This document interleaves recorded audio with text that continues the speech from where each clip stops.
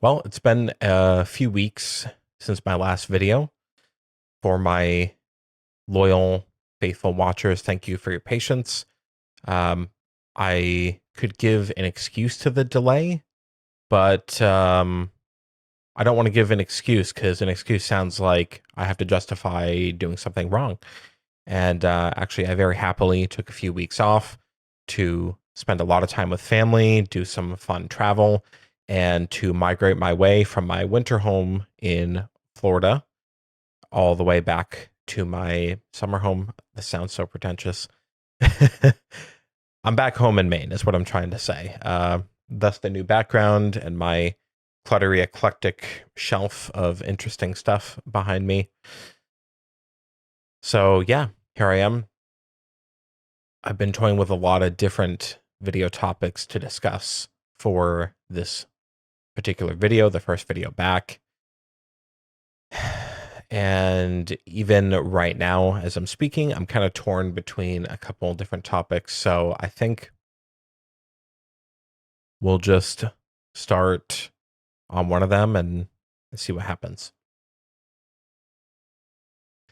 So the sort of topic that I would like to discuss today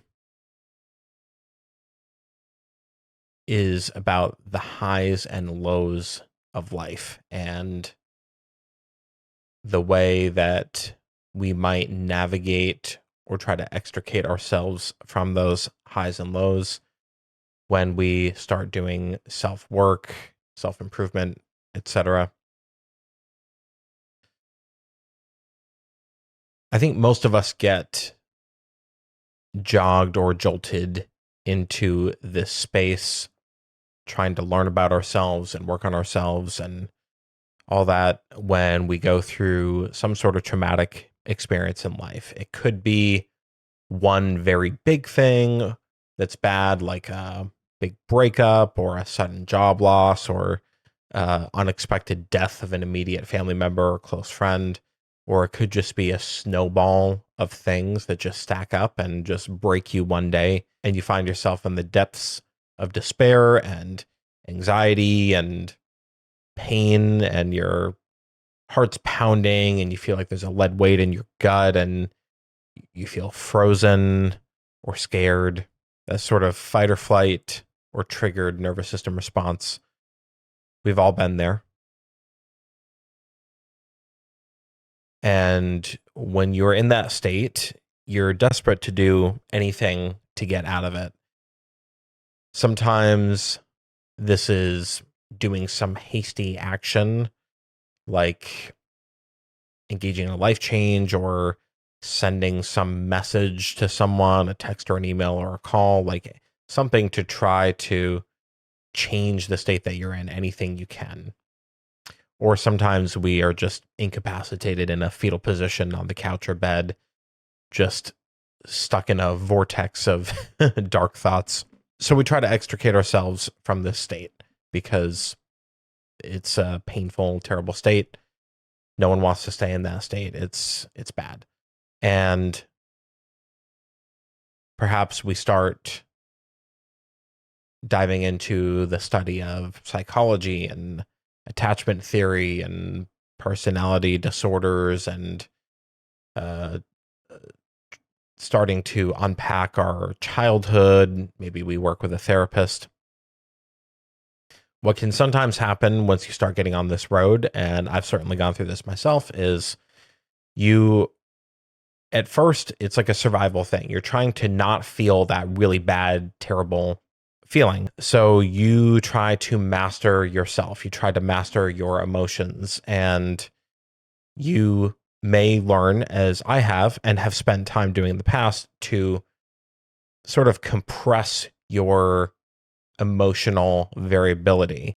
So you don't let yourself go really, really low. And you usually avoid going that low by just blocking thoughts from getting too dominant in your head when they pop up, from avoiding triggers, to compartmentalization.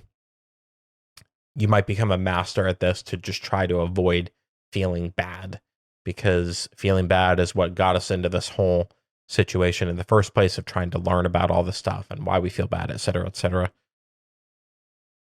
And this can be a relief in the short term because you're not in that debilitating depression, anxiety, fear state.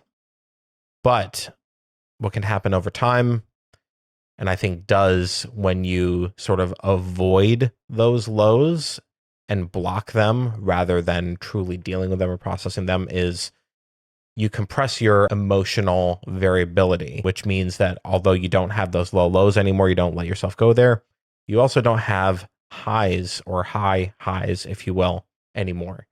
And what this can lead to, and has led me to in the past, is you start to exist in this sort of flat affect, apathetic state of being where nothing truly delights or surprises or excites you anymore. And you're not sad, but you're not happy. And part of this, I think, is, lifestyle changes of avoiding anything that might make us feel sad.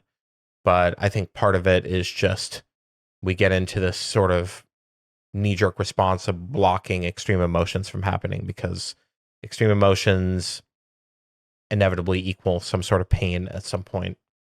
With high highs come low lows. They go hand in hand. Basically, the long story short of what I'm trying to say is this is not good to have this compressed emotional variability where you don't really have lows, but you don't really have highs either. And it might be a relief in the short term, but in the long term, life just starts to feel sort of meaningless and lonely, and you get feelings of isolation and disconnection.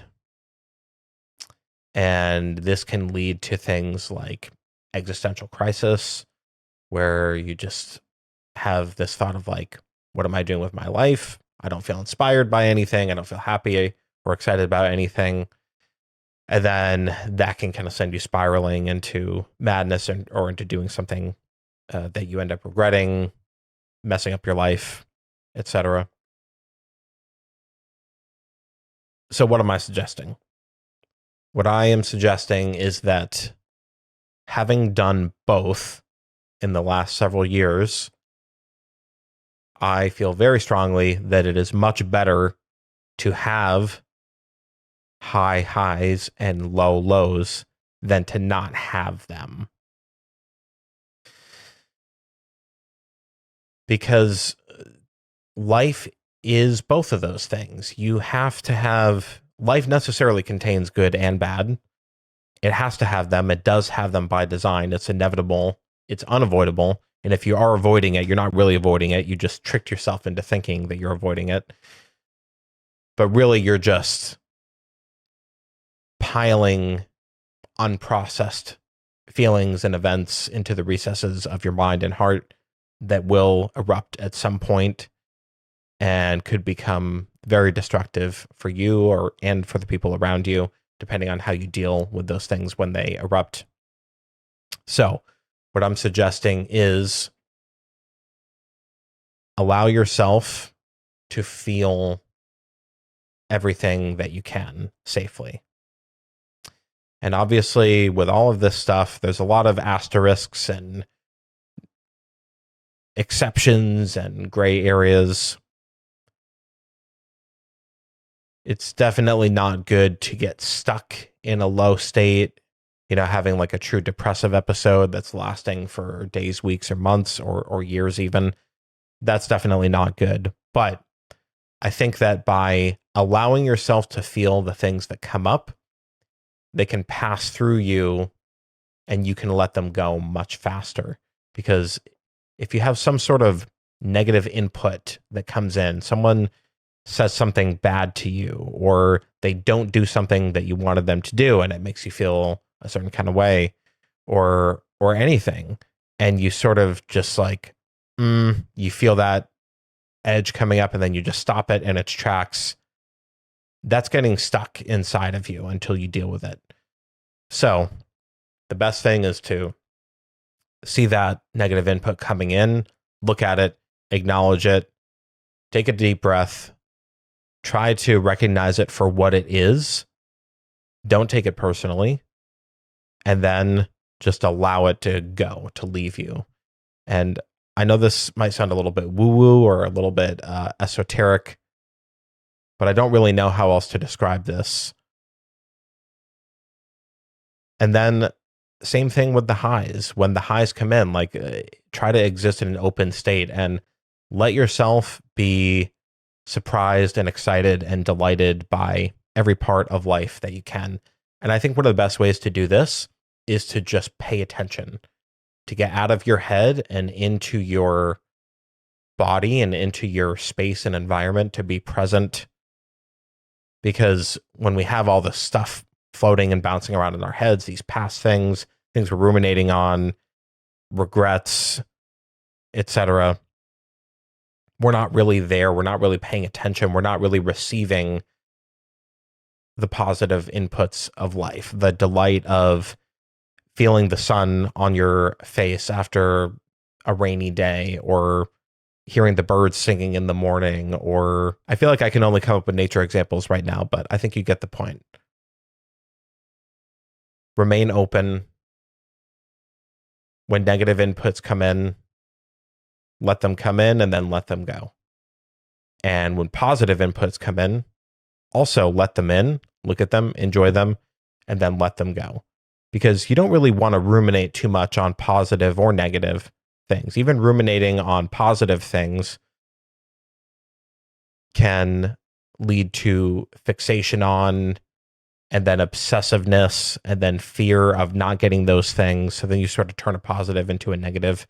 So let yourself experience life. Let yourself interface with and see and experience life, the highs and the lows. Let yourself feel them all. Stay open, stay present, stay connected. And yeah, that is my recommendation for the day. It's something that I'm really trying to do right now, just to focus on being more present in life and being more open, and to let things go when they come in. Yeah, so that was a bit of a meandery rant, I suppose, but I guess that's fitting for the first video back, sort of getting back on my feet and back in the swing of things here. But thank you so much for watching, and I will see you next time.